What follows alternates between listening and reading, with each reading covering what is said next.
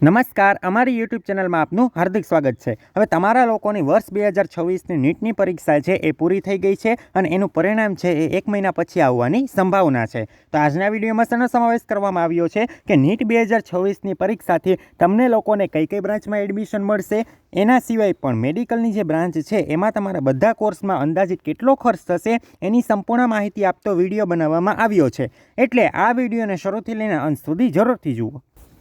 હવે નીટ 2026ની તમે પરીક્ષા આપી હોય તો સૌથી પહેલી બ્રાન્ચ છે MBBS કે જેમાં દરેક લોકોની ઈચ્છા હોય છે એડમિશન લેવાની એ। તો MBBSમાં જો તમારે એડમિશન લેવું હોય તો તમને છે નીટ 2026ના આધારે એડમિશન છે એ મળશે। એના પછી બીજી બ્રાન્ચ છે BDS કે જેને તમે લોકો ડેન્ટલના નામે ઓળખો છો। એ BDSમાં એડમિશન લેવું હોય તો પણ તમારે નીટ આપવી પડશે। એના પછીની બ્રાન્ચ છે કઈ છે BAMS એટલે કે જેને આયુર્વેદિક તરીકે પણ ઓળખવામાં આવે છે। આ BAMSની અંદર જો તમારે એડમિશન લેવું હોય તો તમારે નીટ કમ્પલસરી છે। એના પછી BHMS તો એટલે કે હોમિયોપેથી છે એમાં તમારે એડમિશન લેવું હોય તો તમે છે એ લઈ શકો છો। એના પછી તમે જોઈ શકો છો BSMS। હવે જો આ BSMS છે અને BUMS છે, હવે આની એક પણ કોલેજ છે એ ગુજરાતની અંદર નથી। આને કહેવાય સિદ્ધા અને આને કહેવાય યુનાની। તો આની એક પણ કોલેજ છે એ ગુજરાતમાં નથી, એટલે જો તમારે આ બ્રાન્ચમાં એડમિશન લેવું હોય તો તમારે આઉટ સ્ટેટ છે એ જવું પડે છે। ગુજરાતની અંદર MBBS, BDS, BAMS અને BHMS છે એની કોલેજો છે। હવે એના પછીની તમને વાત કરી દો તો BVSC અને AS એટલે જુઓ સૌથી પહેલાં શું થતું કે ભાઈ BVSC એટલે કે વેટરનરી છે તો એમાં એડમિશન શેને આધારે થતા, ગુજકેટને આધારે થતા। પણ હવે ગયા વર્ષથી એ લોકો છે BVSC અને AS એટલે કે વેટરનરીની અંદર જો તમારે એડમિશન લેવું હોય તો તમને છે નીટ પરીક્ષા આપવી ફરજિયાત છે, એટલે કે નીટના આધારે જ છે તમારા લોકોનું મેરિટ છે એ બનશે। એના પછી તમે જોઈ શકો છો ફાર્મસી એટલે કે જે તમે લોકો કહો છો બી ફાર્મ છે એમાં તમારે એડમિશન લેવું હોય તો તમારે લોકોને નીટ છે એ કમ્પલસરી છે। હવે જુઓ એક વસ્તુ ધ્યાનમાં રાખો, MBBSની 100% બેઠકનું એડમિશન નીટને આધારે થશે, BDSની પણ 100%નું એડમિશન એના આધારે થશે, BMSની પણ 100%, BHMSની પણ 100% સીટો પર એડમિશન કોના આધારે થશે, આના આધારે નીટના આધારે। એના પછી BHMS અને BUMS તો એમાં પણ શેના આધારે થશે, 100% એડમિશન છે એ નીટના આધારે જ થવાના છે। BVHCમાં પણ 100% એડમિશન છે એ નીટના આધારે થશે। હવે વાત આવે છે બી ફાર્મ।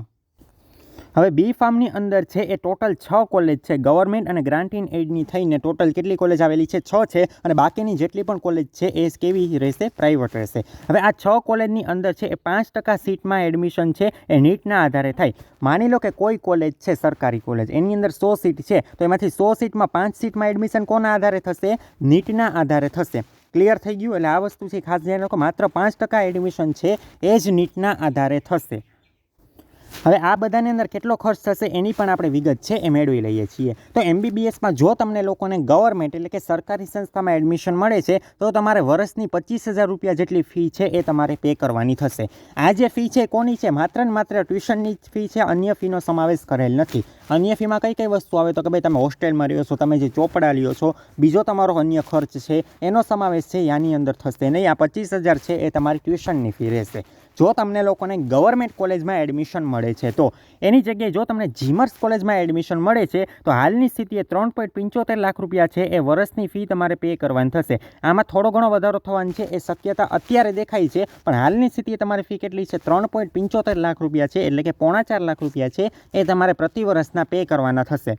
હવે આની અંદર જીમર્સમાં પણ મેનેજમેન્ટ કોટામાં જો તમને એડમિશન મળે છે તો તમારા વર્ષના 12 લાખ રૂપિયા છે એ તમારે પે કરવાના થશે। જો આનું આખો ડિટેલમાં હું વિડીયો બનાવીશ, તમારે કઈ કોલેજની કેટલી ફી છે, કેટલી તમારે પે કરવાની થાય, કઈ રીતે પે કરવાની થાય એ પણ હું સંપૂર્ણ વિડીયો છે એ હું બનાવવાનો જ છું। ક્લિયર થઈ ગયું? એટલે જો ચેનલમાં નવા હોય તો ચેનલને ખાસ કરીને લાઇક, શેર અને સબસ્ક્રાઈબ કરવાનું ના ભૂલતા।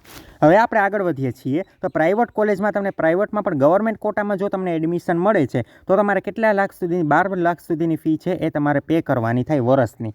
ક્લિયર થઈ ગયું? અને એની જગ્યાએ જો તમને લોકોને પ્રાઇવેટમાં મેનેજમેન્ટ કોટામાં એડમિશન મળે છે તો તમારે લોકોને 18થી લઈને 28 લાખ રૂપિયા પ્રતિ વર્ષની ફી છે એ પે કરવાની થશે। ક્લિયર થઈ ગયું? હવે ઘણા બધા લોકોના મનમાં પ્રશ્ન હોય છે કે ભાઈ તમે શું બોલ્યા, આ GQ એટલે કે ગવર્મેન્ટ કોટા છે, મેનેજમેન્ટ કોટા છે, એ શું છે એ અમને કંઈ સમજાણું નહીં। તો એના ઉપર આપણે ડિટેલમાં છે એ વિડીયો આવશે, કઈ રીતે આખું એડમિશન થાય છે, શું છે એ સંપૂર્ણ વિડીયો છે એ હું બનાવવાનો જ છું। ક્લિયર થઈ ગયું? આપણે શેના માટે જોયું તો MBBS માટે જોયું તો હવે આપણે લોકો છે એ BDS માટે જોઈએ છીએ. તો BDSમાં પણ તમને ખબર છે કે કયા કયા કોટા હશે. એક તો ગવર્મેન્ટ કોટા હશે અને એક હશે મેનેજમેન્ટ કોટા.